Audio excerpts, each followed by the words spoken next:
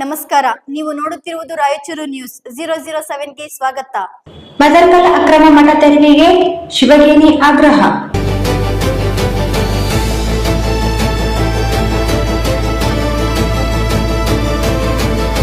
ಮಸ್ಕಿ ತಾಲೂಕಿನ ಪಲಗಲಮರಡಿ ಗ್ರಾಮ ಪಂಚಾಯಿತಿ ವ್ಯಾಪ್ತಿಯ ಮದರ್ಕಲ್ ಗ್ರಾಮದಲ್ಲಿ ಅಕ್ರಮವಾಗಿ ನಿರ್ಮಾಣಗೊಂಡಿರುವ ಮಠವನ್ನು ತಕ್ಷಣ ತೆರವುಗೊಳಿಸಿ ಸ್ವಯಂ ಘೋಷಿತ ಅವಧೂತ ರಾಜಯೋಗಿ ನಾಮದೇವಗೌಡ ವಿರುದ್ಧ ಸಮಗ್ರ ತನಿಖೆ ನಡೆಸಿ ಕಾನೂನು ಕ್ರಮ ಜರುಗಿಸಬೇಕು ಎಂದು ಭೀಮ್ ರಾಜ್ಯ ದಲಿತ ಸೇವಾ ಸಮಿತಿ ಬಿಡಿಎಸ್ಎಸ್ ಜಿಲ್ಲಾಧ್ಯಕ್ಷ ಶಿವಗೇಣಿ ಆಗ್ರಹಿಸಿದರು. ನಗರದ ಪತ್ರಿಕಾ ಭವನದಲ್ಲಿ ಶುಕ್ರವಾರ ನಡೆದ ಸುದ್ದಿಗೋಷ್ಠಿಯಲ್ಲಿ ಮಾತನಾಡಿದ ಅವರು, ಈ ಕುರಿತು ಜಿಲ್ಲಾಧಿಕಾರಿ, ಜಿಲ್ಲಾ ಪೊಲೀಸ್ ವರಿಷ್ಠಾಧಿಕಾರಿ ಹಾಗೂ ಗ್ರಾಮ ಪಂಚಾಯಿತಿ ಪಿಡಿಒ ಅವರಿಗೆ ಈಗಾಗಲೇ ದೂರು ಸಲ್ಲಿಸಿದ್ದು 15 ದಿನಗಳು ಕಳೆದರೂ ಯಾವುದೇ ಕ್ರಮ ಕೈಗೊಂಡಿಲ್ಲ. ಅಧಿಕಾರಿಗಳು ಕರೆಗಳಿಗೂ ಸ್ಪಂದಿಸುತ್ತಿಲ್ಲ ಎಂದು ಆರೋಪಿಸಿದರು.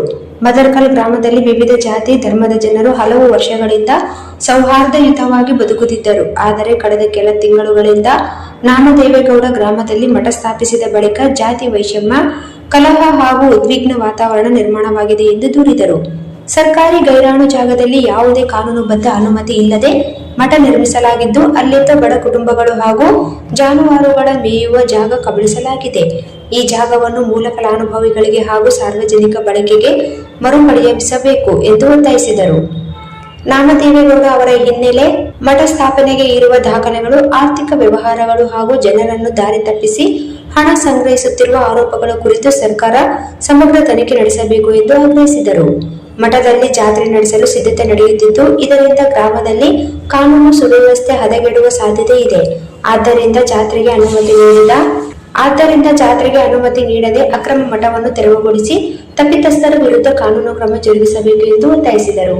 ಸುದ್ದಿಗೋಷ್ಠಿಯಲ್ಲಿ ಶಿವರಾಜಪ್ಪ, ರಾಮಲಿಂಗಪ್ಪ, ಗೋವಿಂದಪ್ಪ, ತಿಮ್ಮಣ್ಣ, ಹನುಮಂತ, ಬಸವರಾಜ್, ಮೌನೇಶ್, ಸಿದ್ದಣ್ಣ ಸೇರಿದಂತೆ ಹಲವರು ಉಪಸ್ಥಿತರಿದ್ದರು.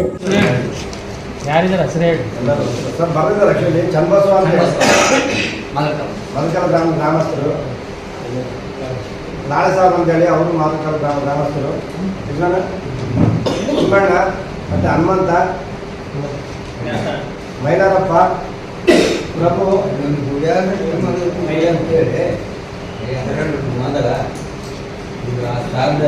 ಮಾಡಿ ಆಲ್ರೆಡಿ ಒಂದು ಮೊದಲು ಸೆರೆಂಡ್ ದೇವಸ್ಥಾನ ಇದೆ ಸರ್, ಅದನ್ನ ಪಕ್ಕದಲ್ಲಿ ಮಾಡಿ